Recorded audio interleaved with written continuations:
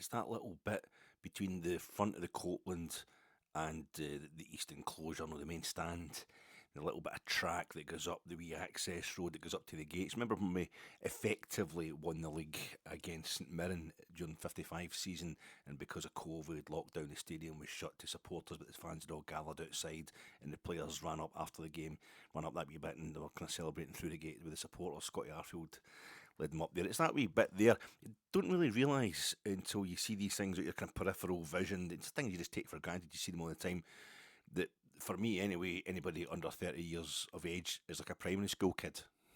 Because I just thought it was a UEFA kind of European style gathering of young kids, brought along for the local schools by the club to take some sort of banner out on the middle of the pit. Just, you're talking to your pals and all that. I'd had a bit of a tiring journey getting to Ibrox. I promise not to go on about that today. You hear enough of that on Sunday. But I wasn't really thinking properly when you're talking to folk, and just at the side of your eyes, you saw a bunch of kids gathered with the kind of looked like the trackies and that they had on. That maybe UEFA give them bibs and UEFA tracksuits, and they go out and they take the big, the big kind of billowing star ball sign for Champions League games. And they have it over the centre circle when the anthems play, and they have that. I don't know if they do something for the Europa League, the kind of orange Europa League livery. They'll be in the centre circle billowing something up and down as the Europa League anthems play, and the players are lined up before the game. I just thought it was the kids gathered for, because I'm in that bit in the main stand. I mean, it looks down on that, or sometimes see like TNT Sports or whatever, whoever's doing the live broadcast coverage will have the big kind of broadcasting lights, the big floodlights on the anchor and the guests. Emma Dodds and maybe Alan Hutton. I don't ever think Michael Stewart's down there for some reason, but they'll be shining the lights on him and beaming back some live coverage at the start of the game, at half time, and at the end of the game. You see that kind of thing. There's other stuff that goes on down in that little area that you don't really take in because you're too busy talking to your pals. And I just thought that's what it was. I just subconsciously thought it was some of it, but then it was only when they started unfurling the Tifo and the wee people, the wee kids, I realised it was actually the Union Bears. Don't get me wrong, some of them are in their 30s, and every single one of them, whether they're at primary school or no, could give me a doing. But they were suddenly started unfurling this big long scroll of text, the kind of tagline or whatever that was going to go along the bottom of it, and they're walking along the track towards the Govan end of the front of the Copeland, and it's kind of covered like the advertising hoardings that are right down the very front of the Copeland Road stand. And I was like, oh, what's that? I couldn't, and as I've been saying to you all season since the Union Bears moved to the Copeland Road end, because I'm right up that end in the main stand, I can see the Tifos, but I'm too side on to make them out clearly. And we're all having a laugh. Well, we're horrified, sorry. Obviously, we're all horrified because we thought it might be Michael Stone. We're pissing ourselves laughing at the actual picture that has been unfurled across the two tiers of seats in the main body of the Copeland Road stand. Might be Michael Stone, then we walked to it as soon as we thought, oh, that's actually even cool, that's brilliant, that's class. Didn't pay a lot of attention to the words until they were being brought back out. And I don't know if it was after kick-off or whatever, because Leon Balogun, he had that header. We won a corner after less than a minute, and Leon Balogun had that header that just went over the bar. I think if he had me wearing the mask, he'd probably got that bang on target, and we'd absolutely have hammered them. So there was certainly plenty of stuff taking my attention on the park when the game started, but at some point I noticed they didn't just roll that big scroll of text back up. They carried it out. They carried it out, not in situ, but it was still being held up. And the people carrying it out, the letters were bigger than them. Like 10 feet tall, these letters. And so it's quite kind of eye-catching. And I'm watching them because you're trying to read what it says. So I'm having to read it backwards, because they're taking it back out for the stadium. They're keeping it, it's been held up. They're not rolling the big, kind of sentence of letters. They're not rolling it back up before they take it back outside the stadium. They're taking it out of the stadium, and one of them must have been rolling it back up at the back of the stadium, up towards the Blue Gates, at the back of the main stand, at the back of the Copeland Road stand. And so as it went past me, and I'm reading it backwards, it was a big long kind of ticker tape news headline on Sky Sports News. When you read along the bottom, no Rangers players or Rangers employees have been nominated by the Scottish Football Writers for any awards this season. You're reading it along, but you're reading it backwards. And so I saw Scum, and then Rebel, And aim. I think it was no, I couldn't. No, I couldn't have because it was the last the kind of two big. I couldn't make out what it was for some reason. I don't know what distracted me. Maybe it's just me being old and the big thick specs weren't working right. I was a bit frazzled in the Coca-Cola and Bounty bars and stuff, and the eyes were going a bit diabetic or whatever. I couldn't make out what was the last. The take aim that kind of merged together, but I couldn't even make out the individual letters, and I was like, "Oh, something a bit rebel scum. Oh God, is that going to be something a bit dodgy?"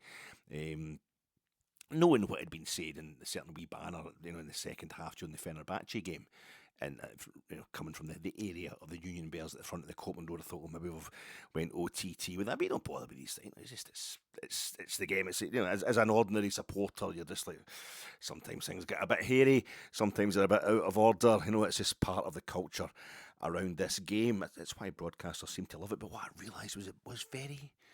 As I look back on it now, knowing what it said and knowing the whole scenario, it was very cinematic. And I was talking and on about Crap's last tape, going to see that.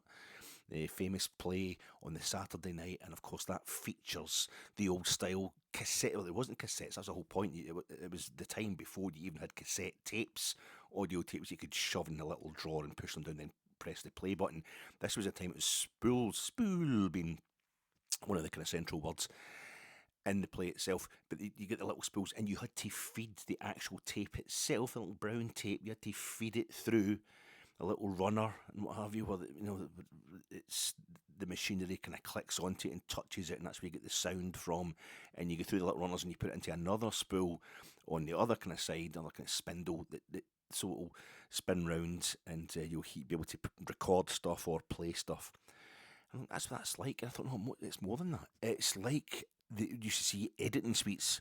You would see TV programmes about film producers or film editors, not Thelma Schoonmaker, just, getting the celluloid, the actual celluloid itself. It's all done computer now, of course, but you should get the celluloid and actually clipping it with with the little scissors, a little cutting kind of tool or whatever to cut the thing up with, and then they would tape it up together. That's how you'd edit out scenes, and without stopping the flow of the whole film, the actual film itself. That's what you're going to see a film. It's the film, and it was like it was running round. The little runners was the corner, as they went along the front of the Copland and then up the little access roads at the back. It was running it right along there. It was quite cinematic. How you doing, folks? This is your Fat Eck. Tuesday tittle tattle, Wednesday waffle, Thursday. I don't really have a word for I don't really have a word for Thursday chit chat. Thursday thorough debrief or something like that, because usually on a Thursday, if it's a midweek pod and it gets to a Thursday, it's either a last minute I've left it too late preview of tonight's Europa League game, or I'm doing the Europa League game post match reaction pod. It's very much European, and it would make you think that I think I said this a couple of weeks ago, and I did a big debrief about our run in Europe this season, our extended run in European competition this season, that I was devastated. I am gutted. I'm really devastated that we're not in Europe anymore, but it's a kind of clean pride. There's a lot of pride there. It's very clear. Although we could have a bit of resentment about the penalty decision and red card decision that could have changed the second leg against Athletic Bilbao in San Mamés, especially last Thursday, having seen what happened in Bilbao's first leg of the semi-final at the same end, involving the same player in the same kind of incident against Manchester United. That Man U get the decision that we should have got, red card and a penalty for them. And that could make you a bit bitter about that. But I think, having been in the final of the Europa League so recently, for somebody my age anyway, it's like yesterday. 2022 is yesterday. So there's no kind of overarching, really annoying, bitter, we could have gone further, we could have really made a name for ourselves. We've done that quite recently anyway. That's not a problem. But we're in the last 16 of the Europa League last season. We're in the quarterfinals this season. It's... I feel just overarching pride, and I think the way our season's gone domestically as well, you're just like, yeah, that was great. Really good. I am insanely obsessed now with actually winning the Europa League, but to have that as a an ambition, a drive and ambition in itself is testament to how well Rangers keep doing in European competitions. So I've been quite enjoying it. I thought I wasn't going to be able to watch the semi-finals of European club competition, even though I love my European competition this season generally, but I thought I was going to be able to watch them this week. But no, I was straight back in there last week and last night as well. You would all have enjoyed, obviously, anybody who likes their football would have enjoyed Barcelona against Inter, although there's a wee bit of a fright. Oh, Inter putting out Barcelona at the San Siro in the second leg there, 7-6 on aggregate, wasn't it? 3 each and 4-3. 7-6 on aggregate, and they were talking about how in the Champions League era that means. And that's the biggest, or the joint biggest scoring aggregate semi-final of the Champions League in the Champions League era, and normally an old would-be anorak like myself is kind of shouting at the screen about that kind of stuff. Football didn't start in 1992, you know.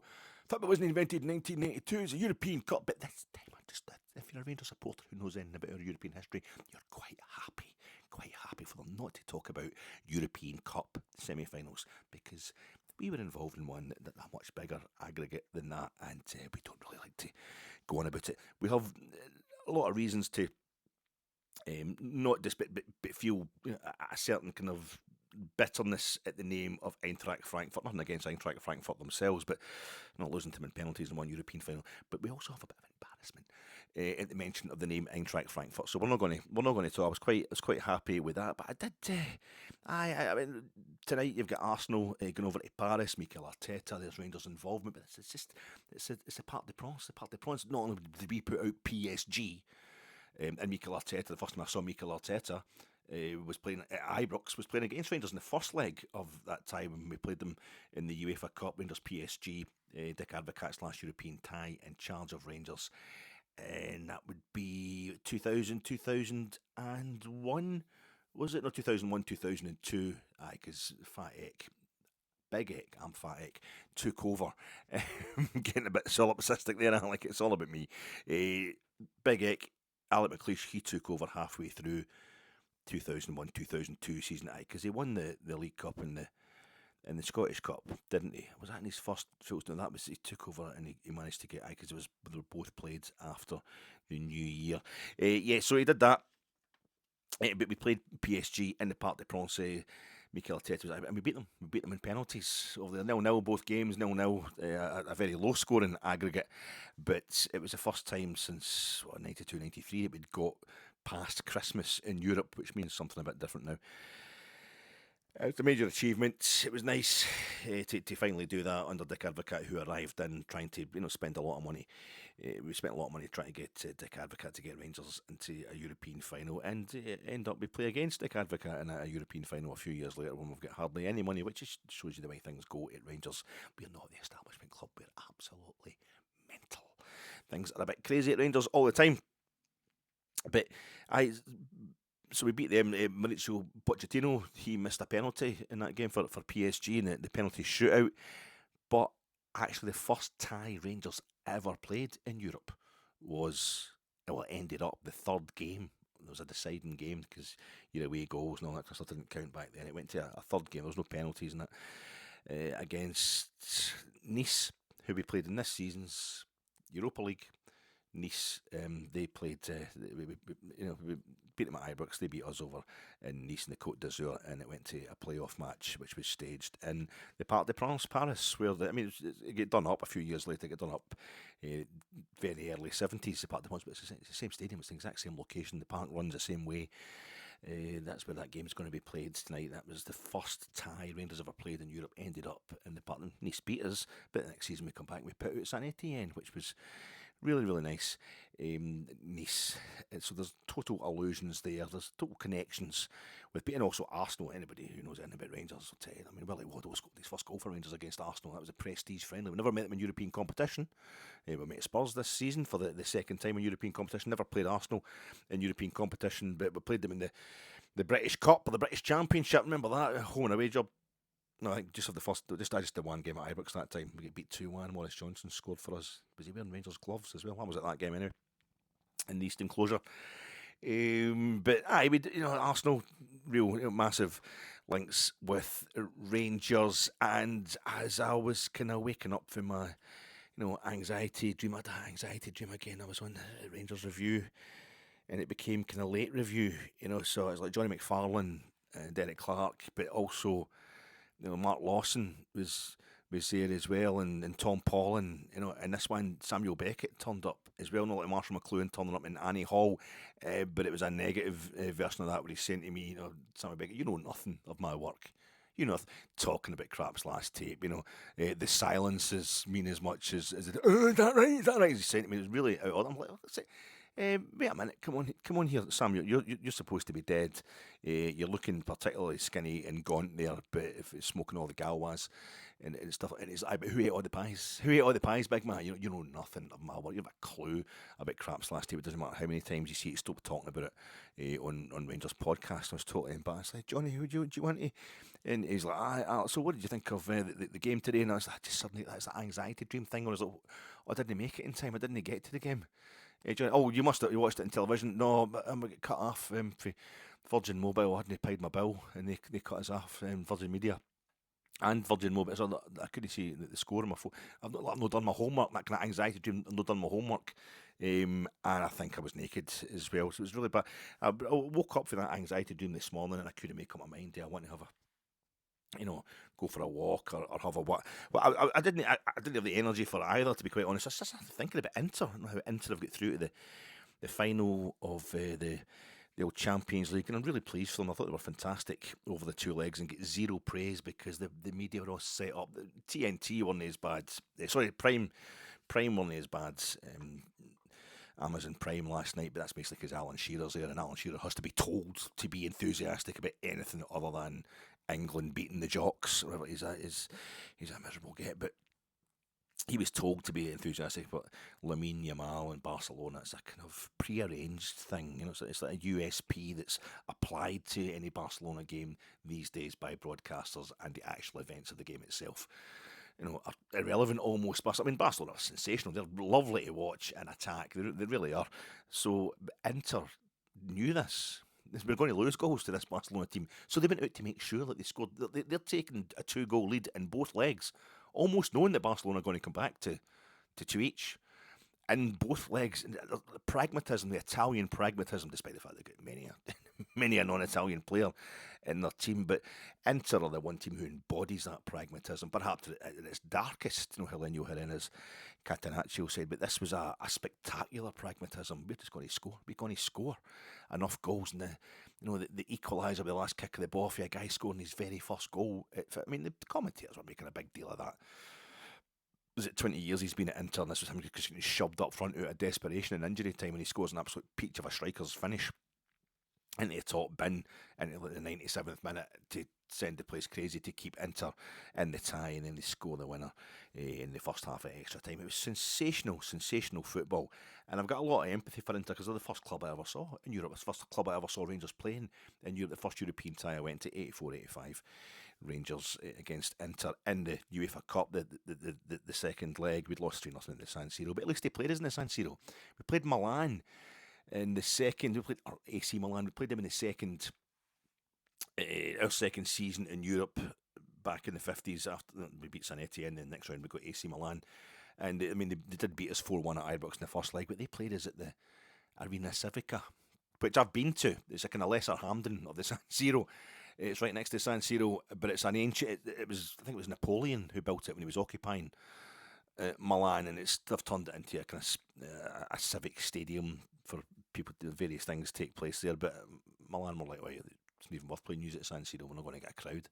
But it's not worth opening the San Siro, which odds like 80,000 to let you in because we're already pumped you. So they played us in this wee, basically the Lesser Hampden. It'd been like, Queen's Park deciding to play us at Lesser Hampden because we weren't going to draw a crowd to Hampden. So that was really disrespectful. But Inter, no, we played them 64-65. The first leg, we were away. We were at the San Siro in the first leg, but we played. They were quite happy to play us in the San Siro, as they did in the 84-85 UEFA Cup, as they did in the Champions League group stage in 2005-2006. But of course that was closed. The San Siro was closed for that game. No fans allowed in because of the trouble in the Milan derby in the semi-final. Tifos and the previous. Well, it was more about Vespers and Lambrettas getting chucked off the top tier. In the previous season's Champions League semi-final stage, when there was a Milan Derby della Madonnina was happening in the semi-finals of the Champions League, things got a bit overheated, so the punishment was we have to play games behind closed doors. So we've been away to both Milan clubs. The situation, where we had to play at a smaller stadium and also playing at empty San Siro. It's quite incredible, wee coincidence that. But I was thinking this morning, I'm thinking that's entered into their 7th final of the European Cup or the Champions League. And I worked out a wee thing. No, I wasn't playing myself. I worked out a wee thing. It was when Inter won the European Cup for the first time. They won it in 1964, then they won it in 1965. And in 1964, they beat Real Madrid in the final. This was Inter's first ever European final, because Milan had won it in 63 at Wembley, so they'd got their first. Inter, bang, following season, they're there at European Cup final. And it was in Vienna, and they beat Real Madrid. And Real Madrid, at that point in time, had won the first 5 European Cups. No, 56 up to 1960. They'd won the first 5 finals. And then the next season, Inter were back, and they beat us. They beat us along the way. But they retained it, and they beat Benfica at the San Siro. The final was at San Siro. They beat Benfica in the final, and Benfica had won the 1961 and 1962 European Cup. So the teams they were beating in Europe had won the European Cup more times than them. Inter both times. And then they play Celtic, who'd never been in a European final before. In 1967, Celtic beat them.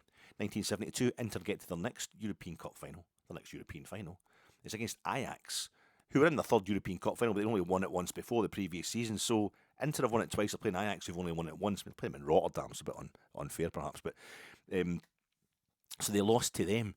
But then when they won it again, it's 2010, they're playing Bayern. And Bayern, by that point in time, had won it 4 times, the European Cup or the Champions League. Inter have only won it twice.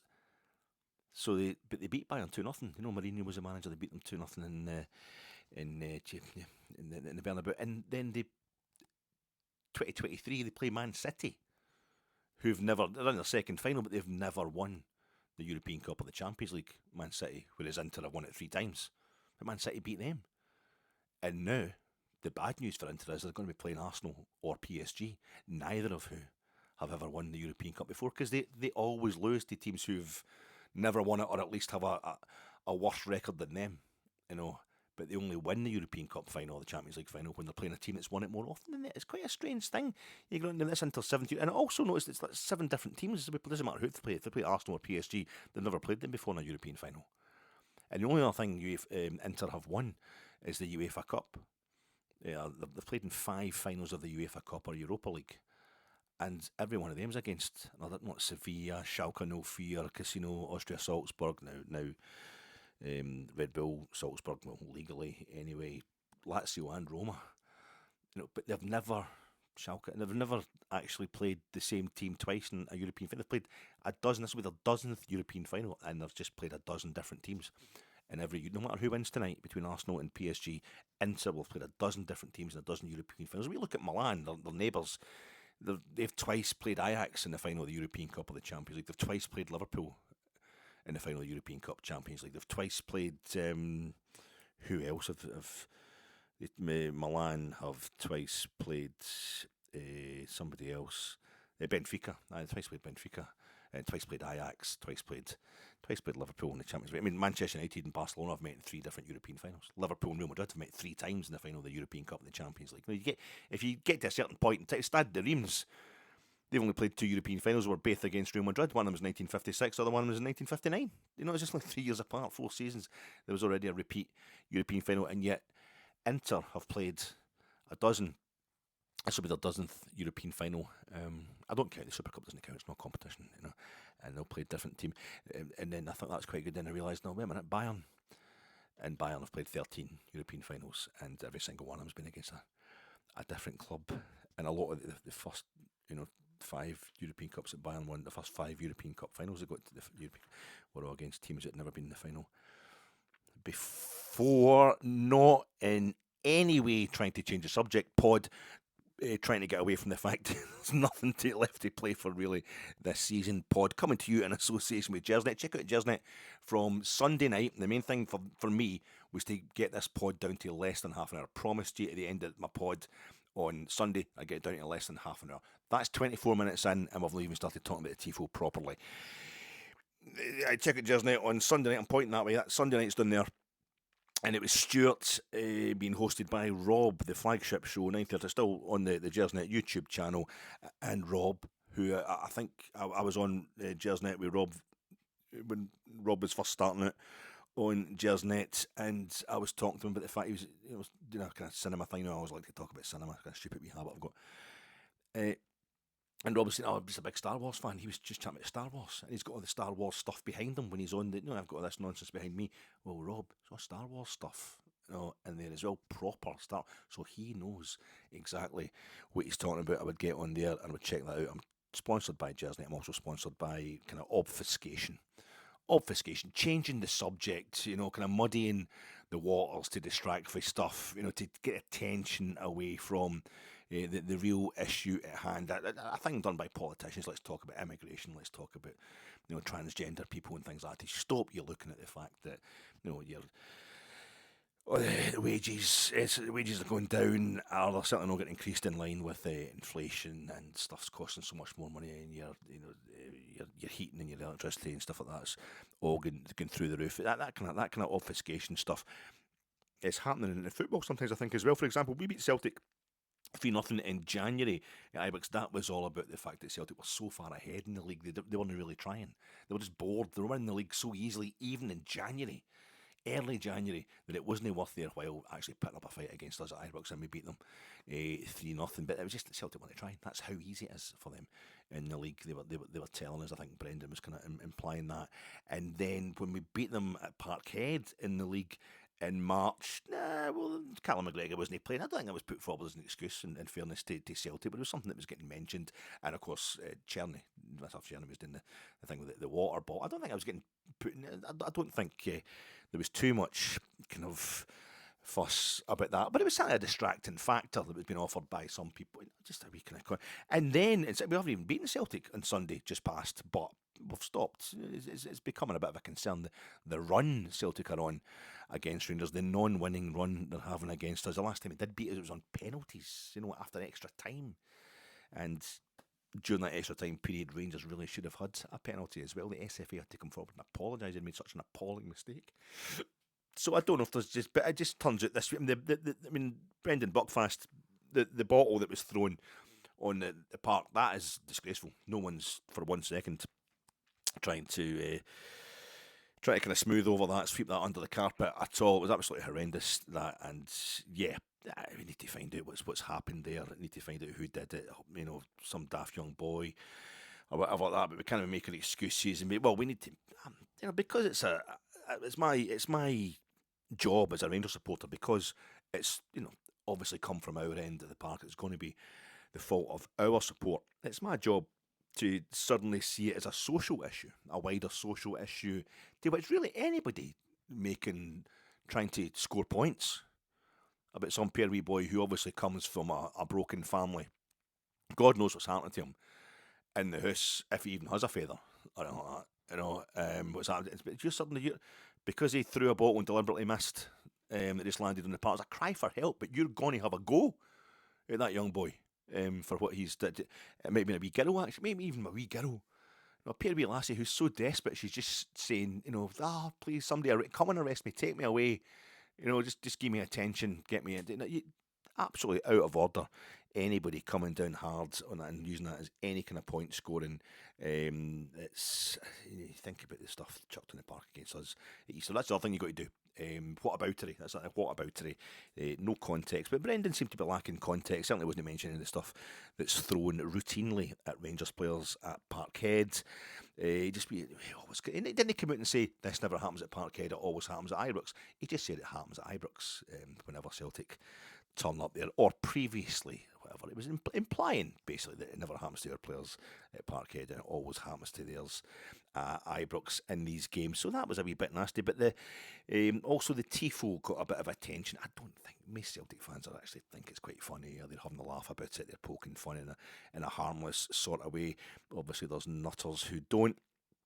But I find it's kind of a bit of obfuscation going on there. But last night I was watching Inter, and the commentator mentioned the Tifosi. The Tifosi definitely enjoy. I'm thinking, oh no, mate, going to give me a break for the Tifo stuff. Going to give me a break. I really can't be. I can't be doing with any more of the Tifo stuff. The Tifosi, obviously, being the carriers of the Tifo, it's Italian for, and Tifosi is Italian for pure wee widos at the total wind up, and that's obviously the Tifo is where the name comes from. So that is the big, it's a total wido at the total wind up, banner that they carry. The Tifoso, the Tifo, the Tifosi carry the Tifo.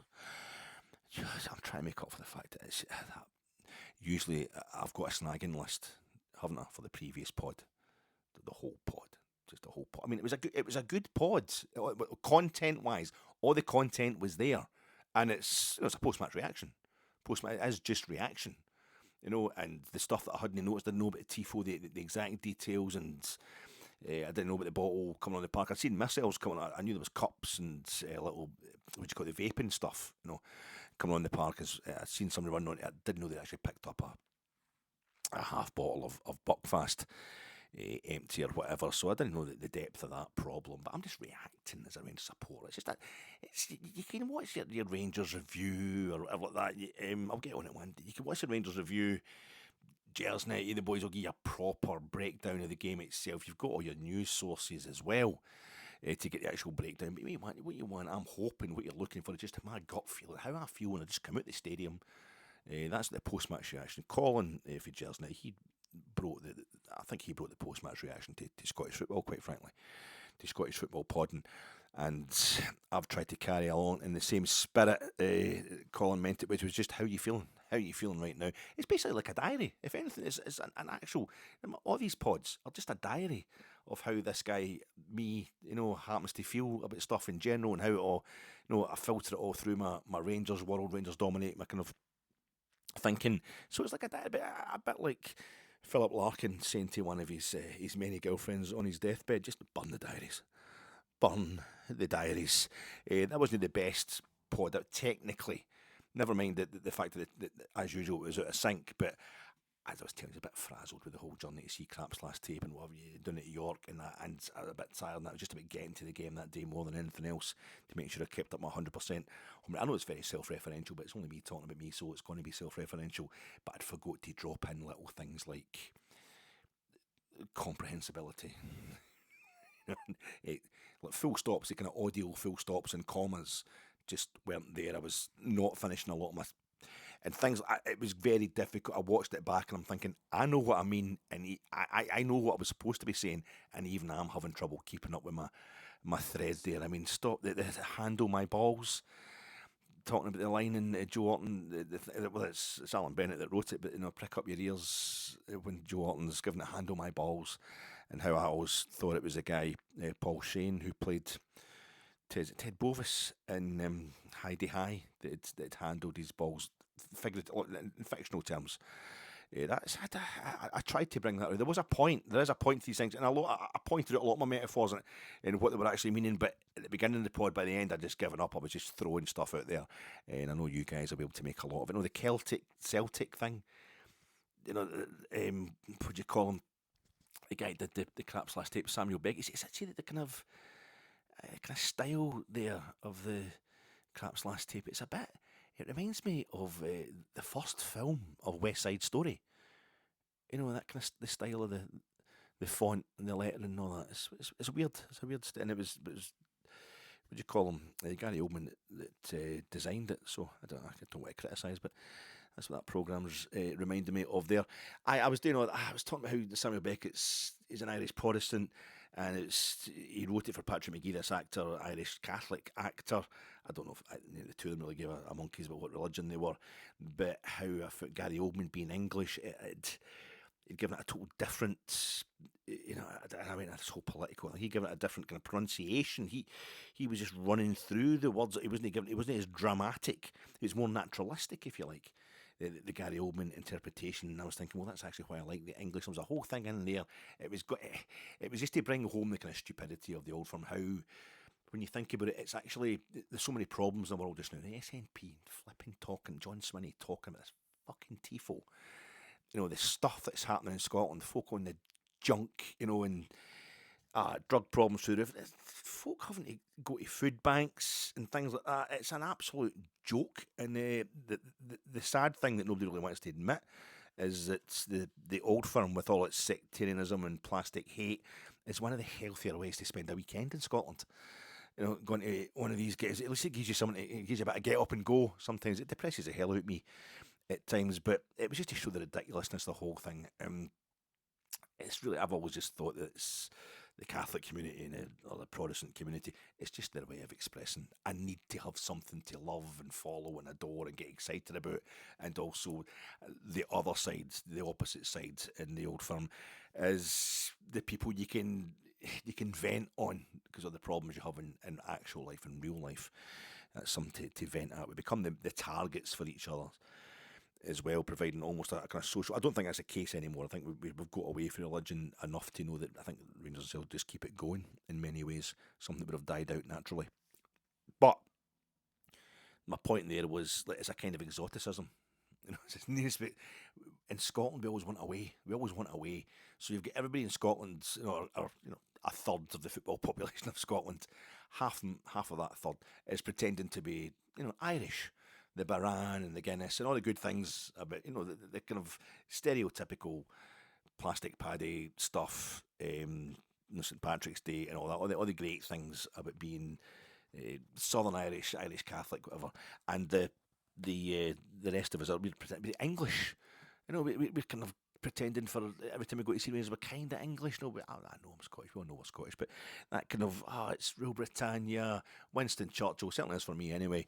No, the Winston Churchill that turned the machine guns on the miners, but the Winston Churchill that got us through the war and that VE Day, that kind of stuff. That's just a bit of cricket and that. Even though I don't have any time for cricket, I don't really like cricket that much. I do have time for it, but tea and scones, and I like all that kind of stuff.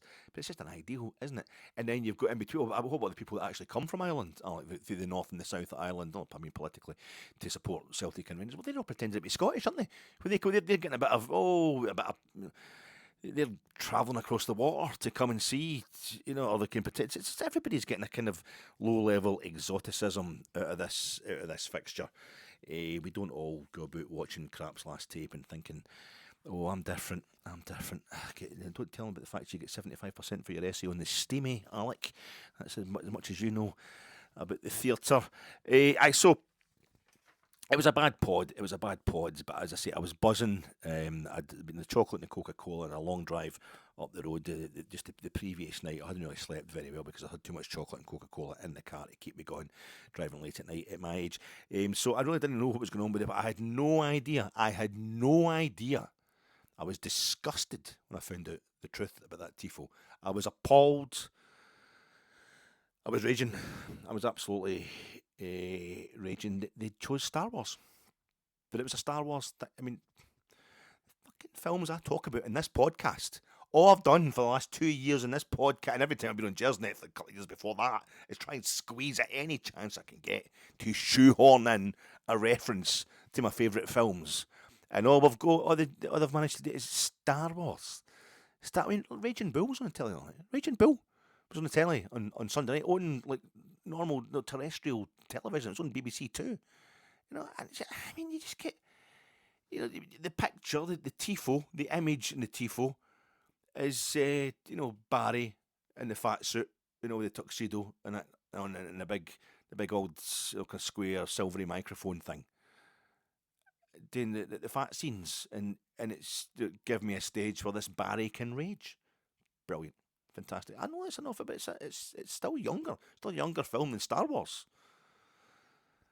All I've done is talk about. I mean, Godfather. Everybody knows Godfather. The entire one of the biggest contradictions about the Rangers support.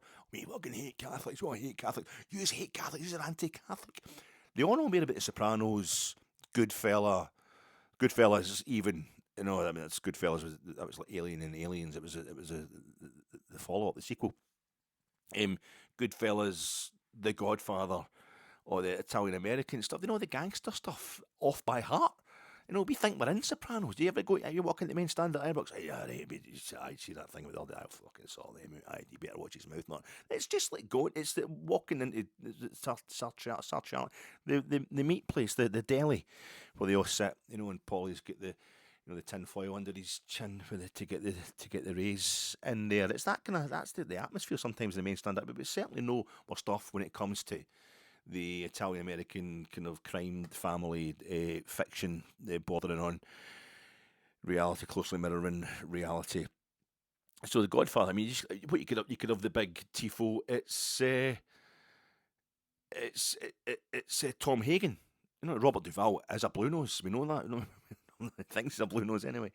Robert Duvall, so he would quite enjoy that. But you get him, he's crying. He's just got the waistcoat on. He's not got the suit jacket on. The tie's all loosened, and he's got the wee drink in his hands, and he's just going. They shot Celtic in the Causeway. He's dead. That'd be quite good. That'd be the text along the bottom with the actual image, the tagline along with it. No, I know I haven't. Well, there's a wee film. You might have heard me talking about Heat. You might have heard me talking about this film a few times. Since you've started watching this pod. I mean, it's nothing but guns, shotguns, just Al Pacino in the back with a big M16, something like that. In fact, he's got a shotgun in that as well. You could have had Heat. For me, the sun rises and sets with her, man. For me, the sun rises and sets with Gers, man, with you, man, with Rangers. Something like that. You could have, or whatever you feel that don't attach yourself to any striker. You can't walk out on in 30 seconds flat when you feel the summer transfer window coming around the corner. Something like that anyway, a big picture of Dessers. Maybe you need to have the Sandy Jardine stand for that. But there's no excuse for not having used, Goodfellas. Goodfellas, it's simple. It's just a Rangers supporter, random Rangers supporter. Stabbed body with Celtic colours on in the boot, hand on the boot, looking down at the stabbed body. And it's as far back as I can remember, I always wanted to be a Ranger, and play rags to riches over the PA system. That'd be quite good. The taxi driver, taxi driver there, you talking to me. Well, I don't see anybody else here. I don't know. Maybe Barry with I'll stand in front of the mirror with just the thing across his chest and that, and the gun thing that he's arranged with he's made the gun on the runner thing that. You talking to me? I don't see anybody else. Something like that. That could be the text, and Barry pointing at maybe Barry's face, but in the De Niro. I mean, the Searchers. Jesus, the Searchers, the greatest films of all time. I know John Ford was a devout Catholic, but that doesn't really matter. That's what it's all about. It's the Searchers, and oh god, it's Let's Go Home, Barry. Let's Go Home, Barry. I don't know if it's us as a support. We're in the John Wayne thing, and Barry, we've got Barry's face on Natalie Wood's body as he sweeps her up at the. I don't know. Or it's Martin Pauly is kind of standing there as what would he be wearing, the referee's outfit, and Debbie's wearing a Celtic outfit, and we've got Barry with the Winchester rifle. Stand aside. She's been living with a Mick. As opposed to the Buck. I don't know. Does that make it? You're a big club, but you're out of shape. That's maybe one Celtic fans could do with us, but that's the shotgun, getting pointed there. Get Carter. Actually, I prefer my favourite bit in Get Carter is where he goes to Newcastle races and meets Eric. Takes his sunglasses off him. I forgot what your eyes. Do you know? I'd almost forgotten what your eyes looked like, Eric. But they're still the same. Piss holes in the snow. Now, that's quite a lot of text there if you want to get that on a Tifo. But it'd be a good photo. It'd be a good kind of image there, taking the glasses off Celtic, off the face of somebody. Do you know, Brendan? But I don't think he says Eric at that point in that little exchange. Do you know, Brendan? I'd almost forgotten what your eyes looked like. Still the same piss holes. Battleship Potemkin. Well, it's a silent movie, so you're stuck there for text. But Barry in a pram going down the Odessa steps. I mean, Withnail and I. How many? I've referenced Withnail and I. Don't know how many times. We've got to the quarterfinals of European competition by mistake. We want the league title and fine cups. Just trying to. I'm just spitballing here, But you get the images of Withnail. You get Marwood and Withnail just with like Rangers scarves on, and the kind of leather jacket and their big big greatcoat thing that Richard E. Grant wears in that. Look at my thumbs; they've gone weird. That's one of my. I mean, with Neil and I, start down the lines for with Neil and I. What you going to? Brendan, you terrible. It's something like that, Nobody puts Barry in a corner. That's didn't even think. Didn't go Star Wars. Donnie Darko. That's maybe a bit that bit where he's saying to Patrick Swayze. Jake Gyllenhaal saying to Patrick Swayze, "I think you're the Antichrist." Do that. That's a great bit. I think you're actually the Antichrist. Although Jake Gyllenhaal would have to be wearing that. He is a schoolboy at that point in time, so it'd be a young boy in a school uniform. And also, I love Patrick Swayze, so we kind of insult Patrick by doing him up like Brendan Rodgers. But Jake Gyllenhaal, Barry Ferguson, the Jake Gyllenhaal gear. There's something about rabbits. American History. I mean, just one of the greatest films ever made. American History X. I mean, you could really, if you're wanting to offend, you just have like Brendan or somebody for Celtics chewing the curb while we're behind stuff. But that's in the current political crisis. We've already had a little flirtation with the white hate speech stuff during the Fenerbahce game, so we maybe take away for that. But what about the bit of it? What have you done to make your life better? What have you done to make your life better?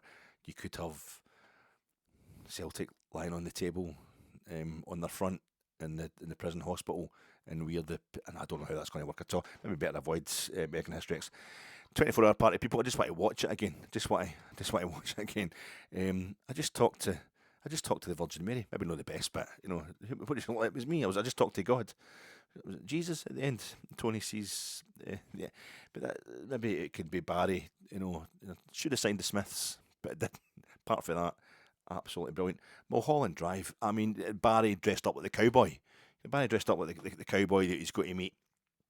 Adam, the director's going to meet up at the old ranch in Hollywood, and he's saying, if you could be saying to the Rangers players, if you see me one more time, you've done good. If you see me two more times, you've done bad, because if you do bad, Barry will be back in as interim manager next season. That's maybe not very inspirational for the troops, that one, but it's still quite good. I mean, Mulholland Drive. You could have Barry as Angelo Badalamenti in the meeting, and he's spitting the coffee. He's got the napkin, and he's spitting the coffee, and they thought it was going to be the best espresso in the world, and he's like, and he spits it all down the front of the napkin. But it could be like Celtic colours down there that he's spitting on. There may even be Celtic players that are coming out onto the napkin, and it's just, this is the girl, or this is the trophy, this is the cup, this is the team, this is the club, this is the club. This is a girl, this is a club, and it's Rangers, and we've got the trophies on the boots. I don't know what is it. Well, this here, Barry Ferguson, is a sign of my individuality, my belief in personal freedom, or this here sash, or this here red and black sock. These here red and black socks. It's Nicolas Cage, with the snakeskin jacket on, but he's got red and black socks on. And he's getting into the car. Did I ever tell you that these here red and black socks are a sign of my individuality and our belief in personal freedom? That's a good one. Twin Peaks and Fire Walk with Me. I got all the lunch stuff, really. The one-armed man at the crossroads at the intersection, the road, spinning the car around, and he's going, "It's your father. It's your father." But it's Brendan. It's Brendan. You were telling Celtic he's the problem. We've beaten. I don't really know how that's going to work. Twin Peaks is quite. It's quite. Inland Empire, something about rabbits. I don't know how that. Three colours white. The bit with the gun. The bit with down in the underground, down the train station, the deserted train station, the rebuilt train station, where he's. This one's no. that one was a blank. The next one's real. Tack. Do you want it? I mean, it's going to involve a gun and actually shooting somebody with a blank. It's actually it's the most life-affirming scene in cinema. It always makes me cry. It's a beautiful, beautiful scene. But also it'd be a wee tribute to Leisure Warsaw, who, they came to Ibrox and they did a picture. They did a Tifo with the Pope at Ibrox, and the holy goalie in the away end. They're pretty hardcore, Leisure Warsaw, and they're probably the kings, the European kings of the Tifo, Legia Warsaw, or Legia Warsaw. So we could have that. Nice to be Kozlowski, but the history of violence. What could you have there? We don't. Sorry, sir. We don't really keep any change. We don't keep any money. That's maybe a bit of comment on our financial situation. We don't really keep any money in this establishment. You know, Joey. You know what I mean? Joey. And it's a picture of it's the Tifo image as us as Viggo Mortensen, Rangers Viggo Mortensen jumping over the counter. You know, with a coffee thing, maybe cracking the guy in the skull. Sorry, sir. We don't have any.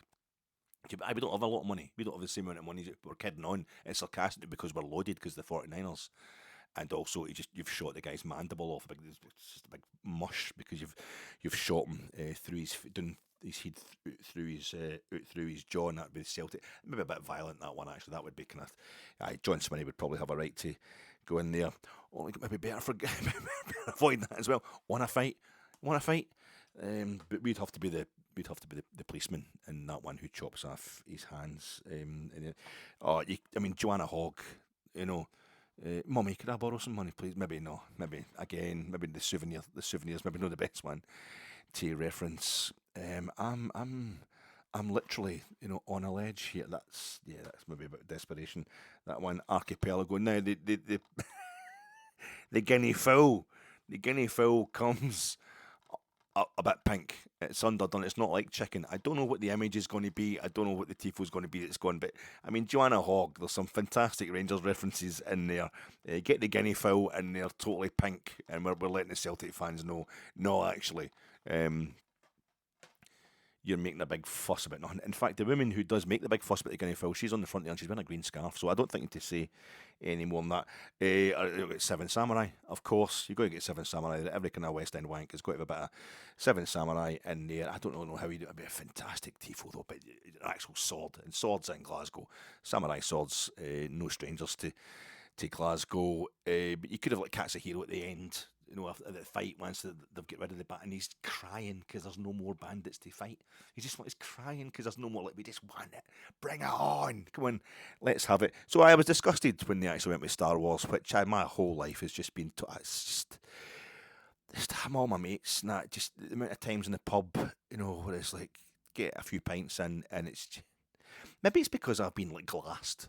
Maybe it's because I've had folk pulling knives on me and stuff. I've not actually been stabbed. I've just it's so far to avoid. But you go through get involved in wee fights and things like that. I don't remember that's why you end up getting into kind of gangster films and stuff. I don't think so. There's plenty of people who've never had a bit of violence in their life, or intellectually you've got to appreciate the art of Godfather and good. And I'm certainly not watching that thinking, oh yeah, that's me. I could do that. No, I couldn't. I couldn't. I thought it's horrific stuff. It's quite depressing. I love Sense and Sensibility, because I like these. What you would see is if you're judging films by the characters, the life they lead, then I love a lot of stuff that's pure girly and romantic and rom-com stuff. I love a lot of chick flicks. So it's nothing to do with that, but I've never really got the. I went to see all the Star Wars. I went to see like the first, I think, 6 Star Wars films or whatever. My mate was Andrew, no longer with us. He's so heavily into Star Wars, and I absolutely adored it. And I know there's so many folk now in their 50s and 60s that just Star Wars still rules their life the way Rangers rule mine. But I went to see when they started doing them again. I think I saw the first 6, the first 3, when they came out, late 70s into the 80s. As a kid, at the age you're supposed to see films like that, and I really enjoyed them, but I can't really remember a thing about them. Didn't catch my imagination the way like football did, or even then I was right into Second World War films. I would always have taken a Second World War film above Star Wars, and I know originally shot when the original idea for Star Wars, they just put together a lot of footage of Spitfires and stuff, dogfights for World War II. I know all that. I've heard these stories so often, but God, but it was. Thank you, Rangers. Thank you, Union Bears, for introducing me to something about Star Wars that I absolutely loved. It just so happened during the recap I did my European season a couple of weeks back, I was talking about the tifo of the UEFA Cup trophy and how I'd started doing a wee categorisation of the tifos that I've seen at Rangers, just to explain how that one's probably the most meaningful. The one before the first leg against Athletic Club of Bilbao, the one that was just a big mass. Again, I couldn't make it out properly on the night. I didn't know what it really was until I went home and saw it on the telly. but it was that trophy which I've only got in badge form, the little UEFA Cup trophy, and I said, oh, that's the most meaningful. Because I knew that the Tifo we had with the bullfighters and the red, white and blue either side of it, the bullfighting poster before the Leipzig semi-final was the best Tifo I thought I'd ever seen from the Union Bears. And it remains that. But this, I think, was the cleverest. It was the cleverest and the funniest Tifo. I didn't know at the time. I didn't know the Rebel Scum thing. The May the 4th, that beats, I see it online, obviously. May the 4th be with you, but it kind of escaped me. I said, my pal Andrew, he died a few years ago, the old cancer, so I've known my friendly reminder, my incessant reminder of all Star Wars references since then, but it was absolutely, I thought, oh, the Rebel Scum, they call them Rebel Scum, don't they? They take him against Rebel Scum. And when I realised the picture, that was the soonest picture that we all know. So they've used a mainstream media image. One of the many things I got wrong during that podcast the other day was I had it in my mind that photograph of Souness, which is already all over Rangers Twitter, so many people use it as their avatar before Sunday. I just assumed it was in Italy. Maybe it was taken in Italy, but apparently it was for the 1982 World Cup. So maybe it's taken during the 1982 World Cup. It was a mainstream media picture. I don't know who the photographer is. No doubt somebody out there will know about it just now. And it was soon as playing up to his media image. It was a bit of it's obviously a bit of a joke. I'm a pure hard case and all that. Here I'm going to shoot you in the face with my shotgun. But I didn't know. I just assumed it was a photograph taken during his time at Sampdoria. He was still at Liverpool in 1982, but it was it's a really famous photograph, a really famous picture. And when I realised what it was, I thought, oh, that is gorgeous. That is absolutely gorgeous. And that's what it's all about, isn't it? The Tifos. But to go ahead and it's geekery.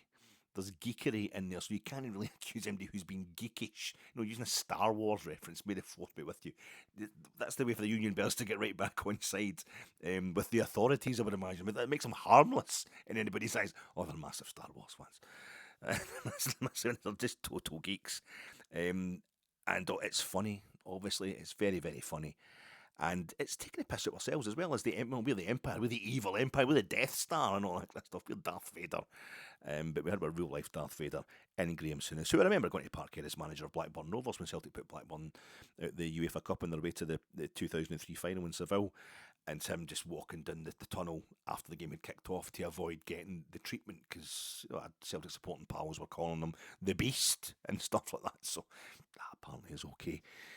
But I thought it's quite self-deprecating as well, to be honest, calling ourselves the evil Empire. But I just thought it was a beautiful piece of work. But of course, the club have gone ahead. They jumped the gun. No pun intended. As I've seen it a million times on Twitter today. You've got to go to Twitter. It's like, I like reading the Times or whatever back in the day, but I like reading the Financial Times, but if I want to know what's happening with the football, I'm getting a Daily Record.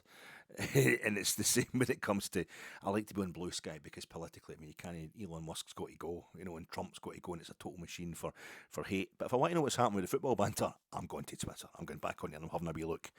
I'm only going to post stuff on Twitter that's anti-Trump and anti-right-wing pish, but when I want to know what's happening, if you've got to just keep in touch with folk, you've got to have your Twitter account anyway. It's a real serious situation when something as important to society these days as Twitter is controlled by a total scumbag. But there you go. But I went on there to find out what's happening with the football back and forth, and plenty of folk going, oh, they've jumped the gun there, no pun intended.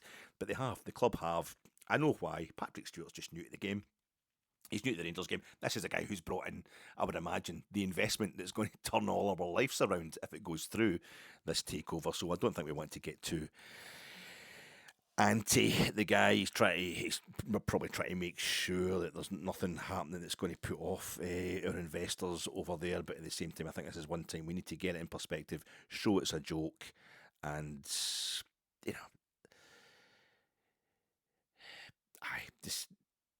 there was a talk today that there's been a fan advisory board. The fan advisory board had met with the club. It was at 90 minutes the conversation had taken place. I think that's part of the dialing it back from the club as well. Just let's say there's been conversations and we'll hear no more about it. It's a police investigation, which I think lasted nowhere near as long as the actual Tifo itself. It was just, no. But the police did go and they took it away as evidence, the Tifo. I don't know what they've done to have a look at. I mean, could you get maybe 7,500 people to just hold it above their heads to unravel it for it so we know exactly what it's been said? Just watch the footage. I don't know what they were doing there with the old evidence, using it as evidence, but you just look at the footage. BBC Scotland, who can go and fuck themselves, they pixelated it. I watched the highlights of the game on Sunday night, the sports scene, and they've pixelated the Tifo. As they just quick when they're putting the teams up, the graphics for the teams on the screen, it's an absolute nonsense. So that was them making a little. I mean, they'd no need to actually show the Copland Road, so I'm quite sure they could have. The game wasn't going out live. They could have worked out another way of posting and they could have had another shot, I would think, of the stadium over which they could have posted the graphics of the two team lineups to do it against the backdrop of the Copland Road stand, just so you can be shown to be pixelating it and not approving. Was pish.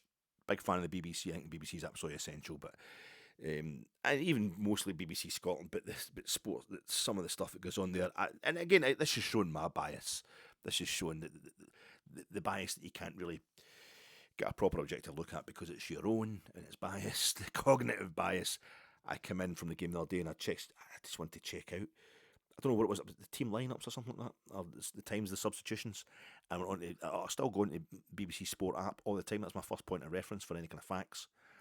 So I just brought up the match report of the Old Firm game, and it was all about how Celtic had come from behind, and this was Rangers couldn't get the better of their opponents, and Barry Ferguson still to win a home game, which is true, but I felt as if the emphasis was.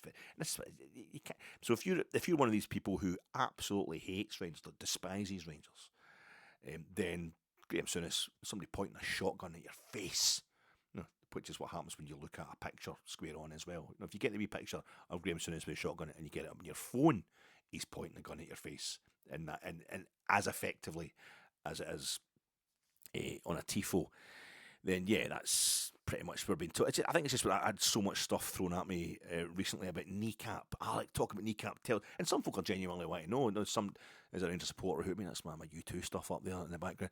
Is a Rangers supporter who's genuinely interested in all cultures, and I'm not going to be put off, going for a Guinness or a Irish stew and all that because I'm so biased. You know what I mean? So an open-minded Rangers fan, like we're all knuckle-dragging bigots, and I'm some sort of. There's people do genuinely. There's some Celtic fans are so deeply mired in that mindset, and I've met them. That I told you the lassie I met, who not even in a bitter way, just like as part of her. She just basically what she said to me, quite happily, just thinking it was quite unusual. I didn't know Rangers fans could like the Smiths.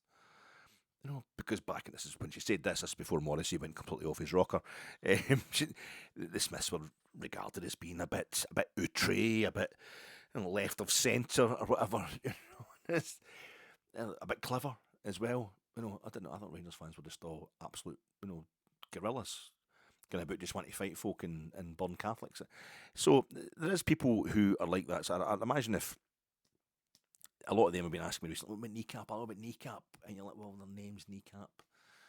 We get the Sex Pistols, we're trying to do the same thing, being really controversial and what's the Great Rock and Roll Swindle? It was literally about, being controversial for the sake of it. I think the Kneecap, obviously. I've never knowingly heard one of their tunes, and I'm not really interested. And I'm particularly not interested because what will happen with something like Kneecap is right now we all fall out about it, and people's characters are decided on their reaction to Kneecap, and then Kneecap will get burned out as they grow up. Their bodies can't take the drink or the drugs anymore, but neither can their minds can't take the fucking ongoing controversy. They're looking for trouble everywhere, and the reactions that they're getting because we all get a bit older and we all run out of energy. And we all grow up a bit, and then in 10 years' time, we'll be talking to the guys for Kneecap. One of them's now, doing some painting. He stays in Cork. He's just outside Cork, and he just likes to do his painting now. And he still believes politically the things that we're talking about back in the day. But he's moved on now. He's doing different kind of. And we'll all be left having fun out with each other and all that because Their name's so you're being asked about a band whose name is a bit an atrocity to get your attention, but we're going to get all excited about a picture of Graham Souness holding a shotgun, which I'm hoping wasn't loaded for the sake of the photographer. But it's not going to do that. And yes, it is aggressive. It is, come on. But it's an old firm game. And if the authorities, if the TV companies, if the police, if the SNP are that bothered, well then Celtic were quite happy to get involved in talks about league reconstruction quite recently.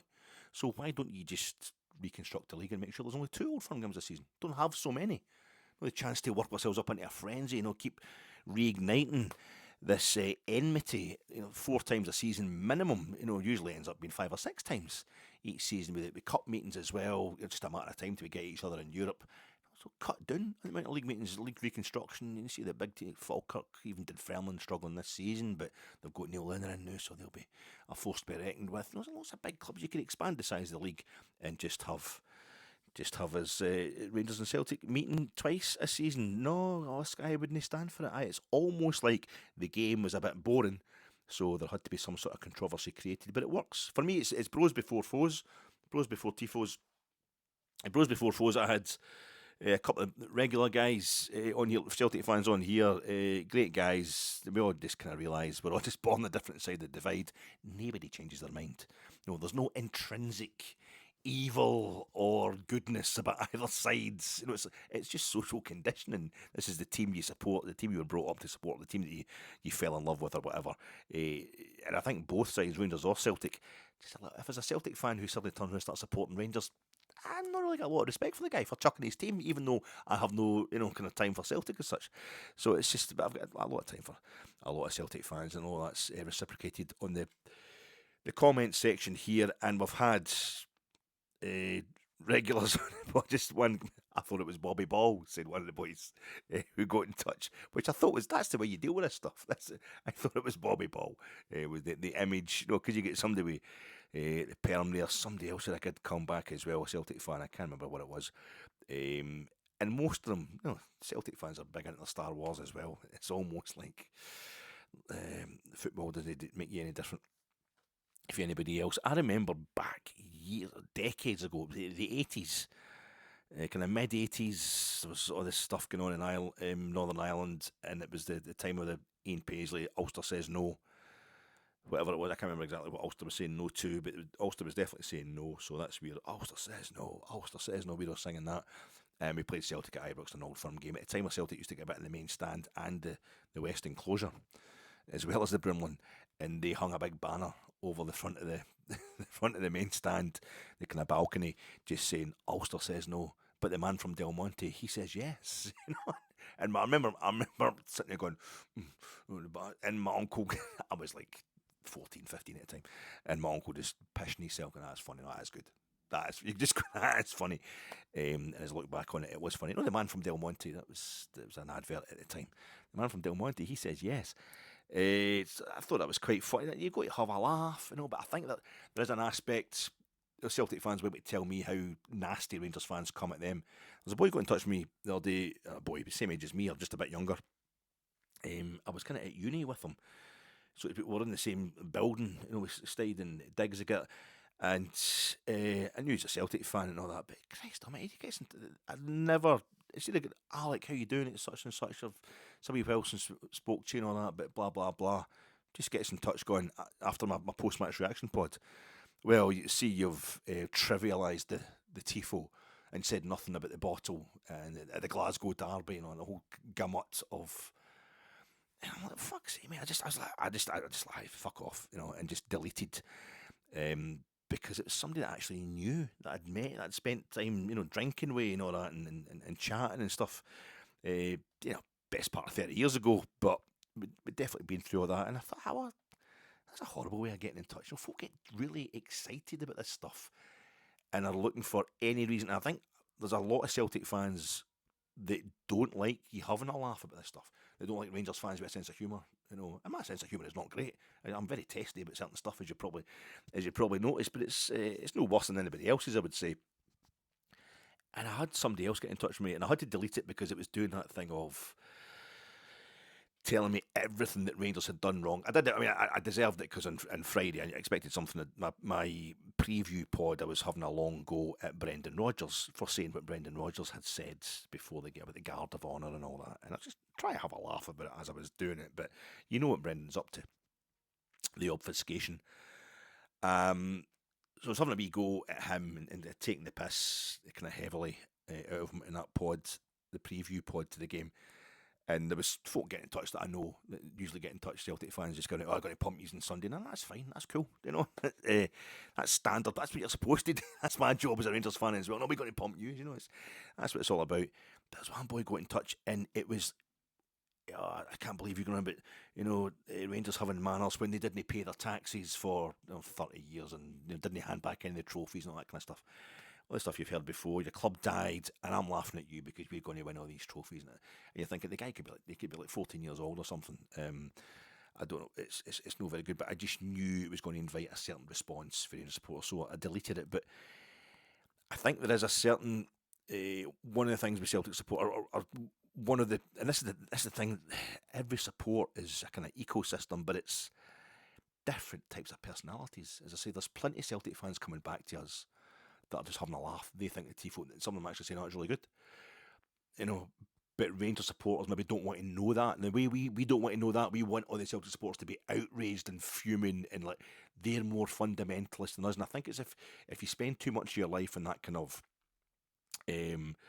calling everybody you don't like, Hun, Fenian, Orange, Masonic, or what sort of bead rattling bastard or such and such.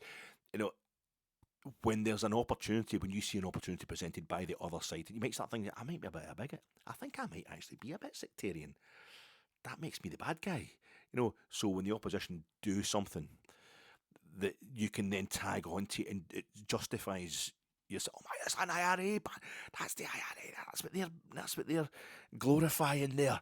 You really go for it. And I certainly, but there's also that's kind of standard, the othering to make sure the divide remains. Because basically, although there's a lot of talk about being dyed in the wool, and I feel as if the Celtic support are really dyed in the wool, and there's historic reasons for that.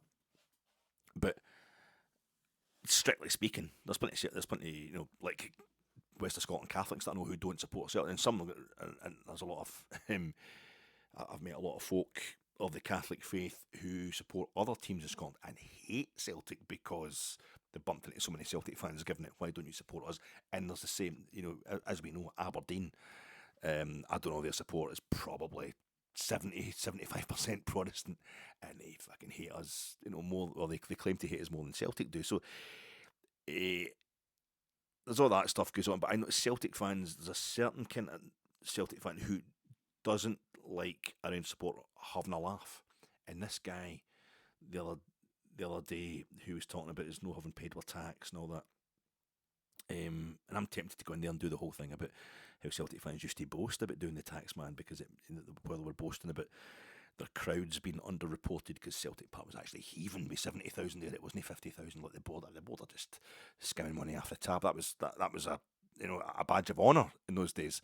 But I didn't get into all that, and I knew that other Rangers fans were going to come in and start saying something to the guy about other reasons Celtic should be ashamed, as other Rangers supporters see it. I'm not getting into all that just now, so I just have to remove comments a lot of time. No, because I'll sometimes leave them up long enough for the person that sent them to get my reply, and then I'll delete them to make sure it doesn't get out of hand. We don't want that kind of pod.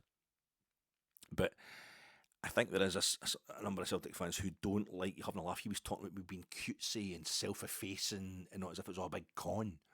I mean, cutesy, I did like, I must admit. You make it, you try to have a laugh, but you actually, no, I'm saying out loud the stuff that I really don't like. there's no con going on here. I'm fucking Rangers crazy. You know what I mean? There's no way I am trying to hide my depths of dislike for Celtic. If anything, I'm just trying to keep a handle on it and keep reminding myself how stupid and arbitrary the whole thing is, so you don't end up doing anything stupid or saying anything stupid.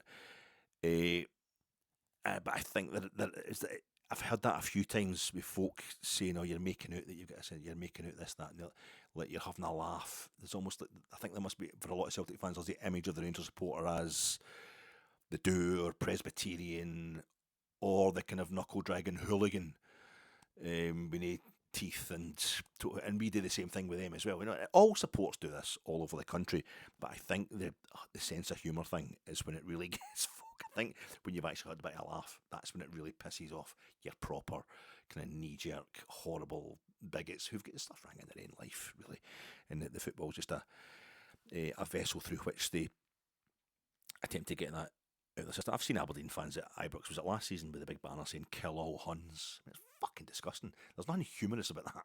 It's just, you know, we want you all to die, we hate you all. And most of them will be Protestants, I would imagine. It's just a shorthand that's moving on from being a bit Protestants to being a bit Rangers supporters. I've had it from, you know, Protestant private school Dunfermline fans and stuff like that. And it's just it's a kind of expression of their hatred of the working classes. They put it all onto Rangers and ignore the working classes and their own support. They're fine, you know, but they still put it on the Rangers. I see this stuff happening all the time with various supporters. But the game itself, there was three VAR decisions went for Celtic, so I think that's why Brendan needed to find, Celtic perhaps needed to find something else to go on about. And of course we supplied that by chucking a bottle onto the park. Not the cleverest thing we've ever done. A horrible thing. I remember seeing, I've always liked Stilian Petrov. When the bastard was scoring against us, he scored some goals against us. Did Stilian Petrov, especially for Martin O'Neill's Celtic, but and before he had the cancer, and, you know, you feel sorry for him, he has to go through that. But I remember him scoring against us in the Copland Road stand, on a Sunday, and running up to the Rangers supporters in the Copland, just and goading them, and then getting hit right and square in the skull with it was a cup, a paper cup, Coca-Cola. Did they put ice in them? I think I don't think they used to have like blocks of ice. You could get ice in your Coke, but there's something that could be fucking, despite the fact it's a paper cup, it's got a cardboard. It's getting launched a long way, and if there's a lot of Coke in it, it's going to hurt. So people can be really accurate with these things, is what I'm trying to say. But I remember Stilian Petrov, I'm thinking, oh, this is it. He's going to hit the deck. It's going to be the ambulance and everything out here, and we're going to get Ibrox shut down. You know, it's just going to. But Stilian Petrov just went, "Aye, a bastard. Aye, all right, fair enough." Almost like I deserved that. You know, I was giving it to you. You gave it back to me. That's fine. You know, carry on. I don't know what happens in Bulgaria. I know Bulgaria's got a bad reputation. It used to have a really bad reputation for certain things in football. So they make them hard over there. And he's a good pundit as well. Nice guy.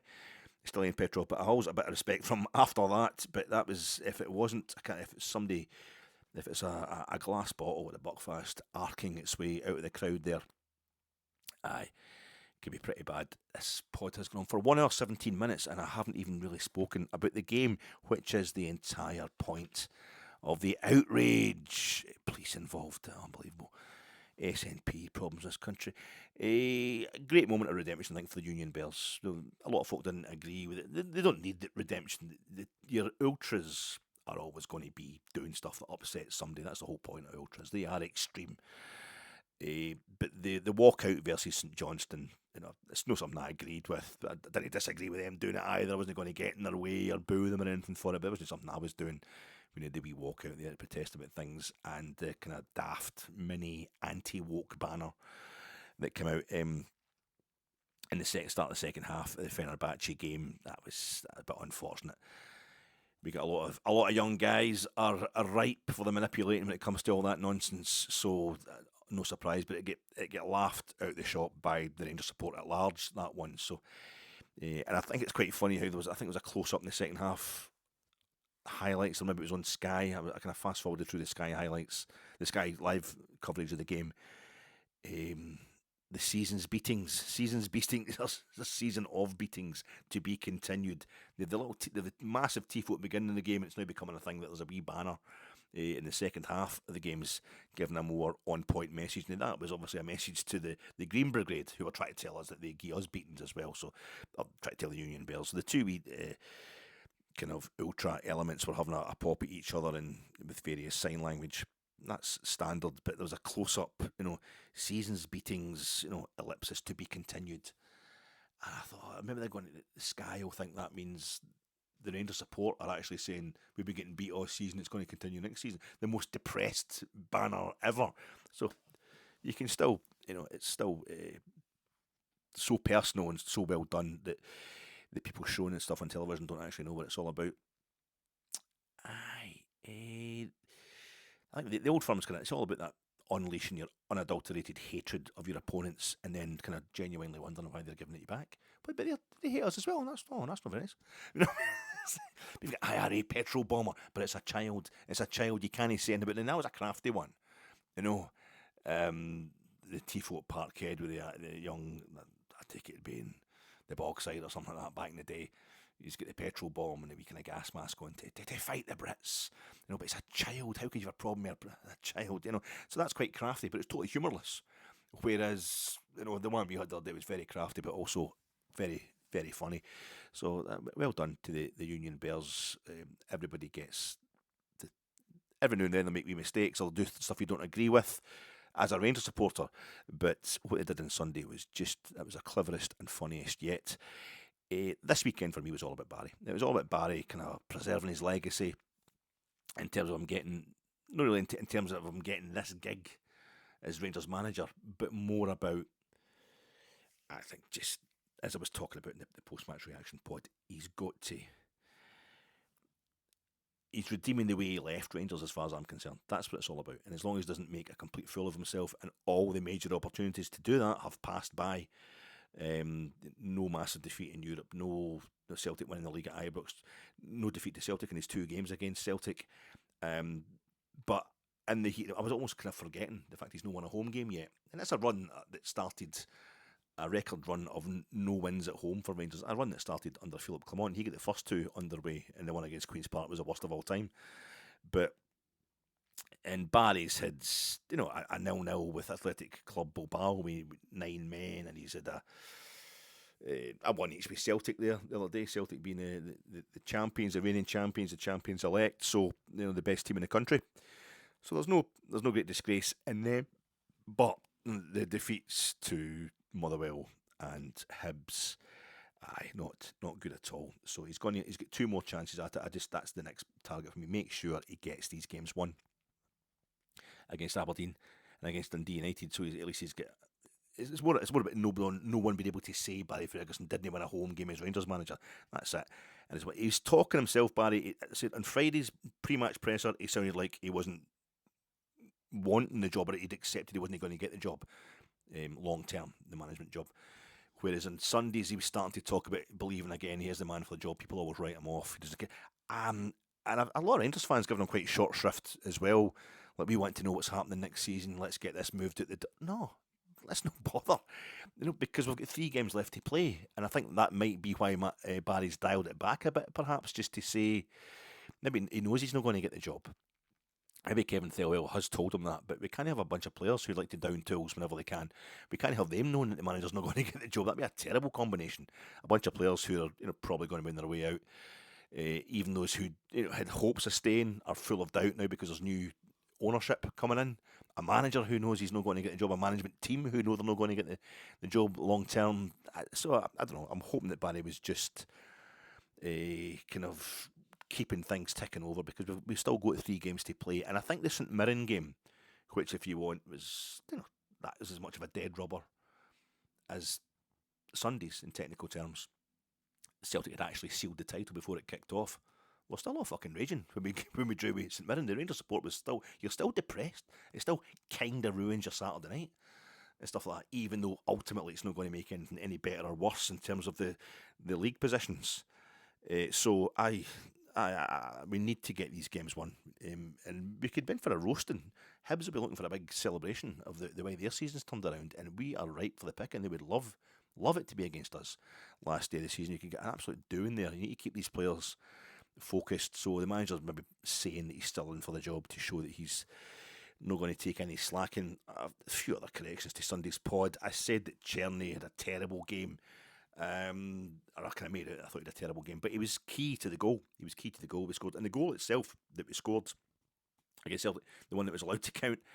I knew it was a good finish. I knew it was a great finish by Dessers. I had no idea how good it was until I watched it back. because it's stuff I remember all the individual incidents in the build up to the goal, but I hadn't actually put them all together. And this is maybe something that happens to you as well, especially in a game that you're so kind of uptight about. Until I got home, and was, that all happened in one sequence. It comes for a Celtic corner, that's brilliant. John Suter, clearance almost off the line, back post area. It turns into a brilliant ball to, I think it's Bajrami, and he takes it up the park, gives it off to Cherny, who's his first involvement.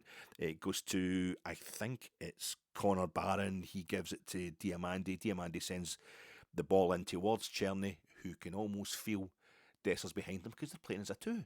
So they've got a little bit of understanding there. Cherny with a beautiful step over. And Dessers, it's like he takes 4 or 5 touches, little mini touches with both feet. He's moving the ball into the box, and this is, you get again what it is Dessers does. He uses what's his name? The big Scales, Liam Scales. He's using him as guardrails. Liam Scales. Like at the bowling, you get the Wayne or me with the 10-pin bowling. I'm terrible at 10-pin bowling. You need the kind of bumpers, good down the gutters, the guardrails to keep you in place. That's what he's like. He can feel the centre half, the same as the goal he scored against St Mirren in Paisley, when there's like 3 centre halves right on top of him. It's almost like he knows a good centre half will place themselves between him and like the middle of the goal, I think. So that helps him work out where the goals are. And he just hods off Liam Scales, great strength, while keeping the ball moving forward. And he gets to the point where he knows the angle's going just about to get too acute, and he's got enough goal, and he knows where to put it without even looking. And then you get the shot from the second half, facing the goal, bit of space in the box, and he completely fresh airs it. Completely misses the ball altogether. And there you have Cyril Dessers, who was talking afterwards about how much the criticism used to hurt him. But he's getting towards registering 50 goals for Rangers over 2 seasons. And that's, sorry, it'll be 50. He's probably getting towards the 50. Probably getting towards, if he really went for it, he could probably get 30 this season for us. So, big Cyril. That's what he does. And I think you saw the game itself could probably be summed up. Possession, 61% for Celtic, 39% for us, which is virtually identical, down to points of a percentage to the possession stats for when we beat them 3-0 at Ibrox in January. So Barry Ferguson tactically fluid in that he'll put out different formations for different games, but also change the formation during games. So that's something that Philip Clement wasn't doing, and also we're great at set pieces. We're getting better at set pieces. The goal that was disallowed is a great free kick in from Tav, and Cherny again did well to win the free kick for that. You have right at the beginning of the game, the corner where Balogun nearly scores from that as well. And we're better at defending set pieces as well, because it's a Celtic corner from which we score. And I always love that when we can break from opposition corners. It puts the fear of God into them. But the possession stats, although it seems like Celtic are totally controlling the game from us, but we know that's how we play. So it's control in the sense of denotation and connotation, and the connotation from 60 to 40 is that Celtic totally control the game. But the reality is, no, that's how we operate. That's how we do control a game, by having less of the ball. This Rangers team, this assemblage of Rangers players, that's how they control the ball. They control a game. So it was eeksy peeksy. Rodgers trying to make it Celtic had dominated. Celtic definitely did better in the second half, but at no point did they or ourselves absolutely dominate the game. It was a draw. It was an actual draw. You could put it. You had the situation with Cherny and Idah mirroring each other. Dessers and Idah mirroring each other almost. Idah has a horror miss in the first half against us, which is really, it's a great. Liam Kelly as well, after his distribution problems, starting to worry about him at Paisley. Liam Kelly being in goals instead of Jack Butland. Not being in goals instead of Jack Butland. Jack Butland's fallen to pieces. But is Liam Kelly going to be good enough? He was great. He was great on Sunday. Couple of really quality, especially right at the end, to save the point to stop us losing the game. But so Liam Kelly was great. But you'd Idah going through on goal. Hatate put him clean through. It's a problem for us that was allowed to happen. But Hatate's a good player. Idah goes through, shot on goal, great save by Liam Kelly, but he takes the blame. Idah, he should be scoring it, but he then scores the goal for them in the second half for Celtic, whereas Dessers has done it the other way around. He's scored the great goal first and then the second half, into the Copland. It's basically into the Broomland. The strikers are scoring into the Copland. They're both missing. He has that complete fresh air shot from somebody should be slamming it at the back of the net, really. That's why it ends up a draw. And I think it was mentioned in commentary in one of the games when I watched it back on the BBC or on Sky, that Furuhashi would probably have scored the chance that Idah missed. So this is Celtic starting to downsize maybe a bit. That's maybe cost them. You don't know. Liam Kelly could maybe still have made the same. Maybe Furuhashi wouldn't have made the same run. You just don't know.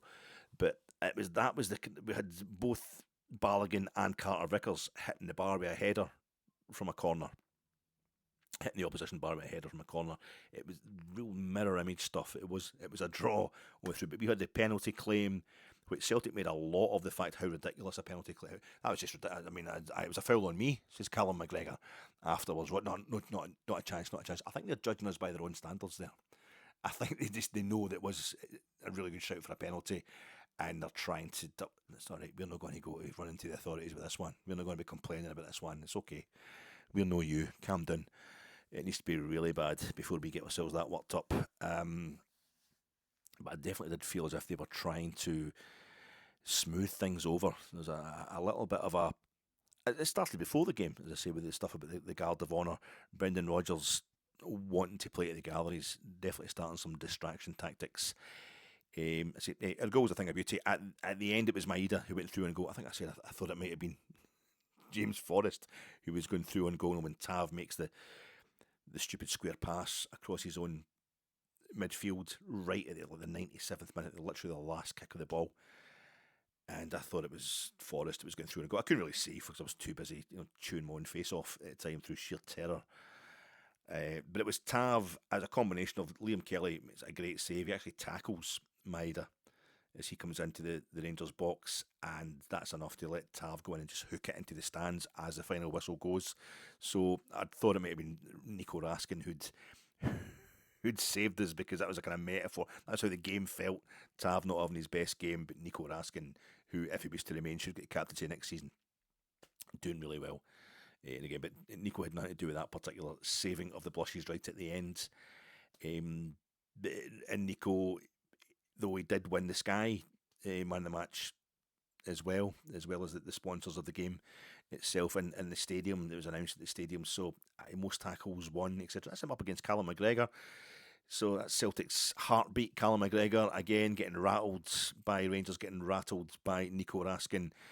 Yeah, if we keep Raskin, I think making him captain would probably, it's kind of Brian Laudrup deal, will make you captain so you don't leave as a season earlier than you should. I doubt we are going to be able to keep a hold of him, but aye. I didn't worry as much as I probably should have, as not having won a home game since the 2nd of February, but my stance is on Barry just not really being there next season. Just I'm just wanting to be kind of thorough in his interimship without getting through it without a significant kind of memorable moment of damage that's going to lead to him being slagged by opposition fans. But yeah, I think there's a lot of disrespectful stuff said about Barry by Rangers fans. Just get him out there. We want to know what's happening. We want to know who's going to replace him. Well, this guy's a Rangers legend, and the way he left the club in 2009, I thought it had to be done. See, I had real problems with Barry back in 2007, how he'd handled the Paul Le Guen thing, undermining him, and then his behaviour with Scotland after that kind of proved the point in a way that I took no pleasure in, to the point where Walter Smith had to get shot of him for his misbehaviour. But I like the fact that Barry can now go in and just have his Rangers legacy kind of consolidated and polished, through being interim manager of the club. If he stayed on, it would feel completely different. I don't think he's a man for the job at all. But the mainstream media will get its copy one way or another, so that the game itself was just too kind of. I think Rangers, we did really well. It was a very evenly matched game, pretty dull for an Old Firm match, but there being nothing at stake. But I think that ultimately why Barry can't get the job. So they went on about tifos and bottles on the pitch. Which the bottles getting chucked onto the pitch is absolutely horrific. That just can't happen. But I think when you've got And I mean this for the stuff that get chucked on the park at Parkhead as well, getting chucked at Rangers players, and I know I'm not going to do the whole what about thing, but there's plenty of incidents we can all think of.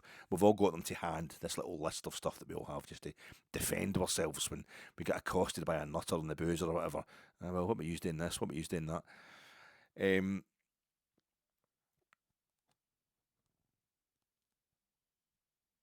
I think the reason that Barry can't get the job is we're 12 points in front of Hibs and 18 behind Celtic. He wasn't expected to do anything spectacularly improving on what Philip Clement had or had not done.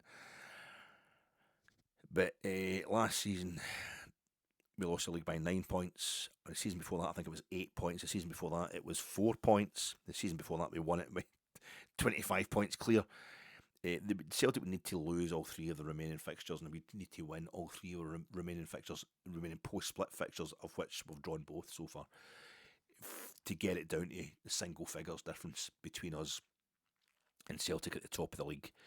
I think it's more likely to be Celtic win the league by 20 points ultimately, and we're only 10 points in front of Hibs, the way things are going just now. So that's ultimately why Barry can't get the job, but he's avoided all these kind of marquee defeats or marquee setbacks, if you like, and that's a great thing for me. That was a major relief on Sunday, that, as much as the fact I got to the game at all and kept up my 100% attendance record. This was supposed to be a half-hour pod, so of course it's 2 hours. But I think we need to remember at the beginning of the season, and this is the great thing that Barry he's continued. Philip Clement did eventually start it. I think that League Cup final, we just kept coming back at Celtic. Should have won it with our own mistake in terms of Igaman not squaring the ball to make it 2-0 at the start of the second half of that League Cup final. We had the refereeing mistake in not giving us the penalty we should have had in the first half of extra time. But ultimately what it was, we just went toe-to-toe with Celtic that day, gave as good as we get, and it had to be decided on penalties. And we've taken that into the next game, the league clash, and pumped them 3-0 under Clement. And at the beginning, and then that's us, we're beating at Parkhead, and we've drawn them at Ibrox, and Barry's going to move on at the end of this season, so he's undefeated in his 2 games against Celtic. Barry. So Brendan Rodgers at the start of this season, when they beat us 3-0 in the first league meeting this season at Parkhead, it was all this stuff about Brendan Rodgers has only lost one Old Firm game. His Old Firm game, he's only lost at one of them. He's the dude, he's the man, he just got it in the back pocket. And Celtic have certainly got the league title in the back pocket, as I've just been pointing out. It's a massive points differential. And he didn't do too bad in the Champions League this season either, getting through that Champions League group. No mean feat, although they did take their usual 7-1 doing, but we took a 7-1 doing. Was it Liverpool that beat them 7-1? No, Dortmund beat them. Did we not beat them? And they beat them in their home play. Anyway, but they did take their usual European doing this season, but generally performed really well in a better competition, a harder competition than myself. So we went a couple of rounds extra. So we're kind of level in that respect as well. And we went a couple of rounds extra in a lesser European competition, the next one down. In terms of winning the trophies, Celtic absolutely got it sewn up. There's no doubt about that. But at the start of the season, it was about how Brendan had only lost one Old Firm game. Now he's lost 3, and he's lost them to 3 different Rangers managers, and we'll have a new one in place this time next season, early next season when we meet again at Ibrox. 3 different Rangers managers have all beaten Brendan Rodgers now, and may the 4th be with you soon, Brendan. May the 4th be with you soon. Cheers, trips.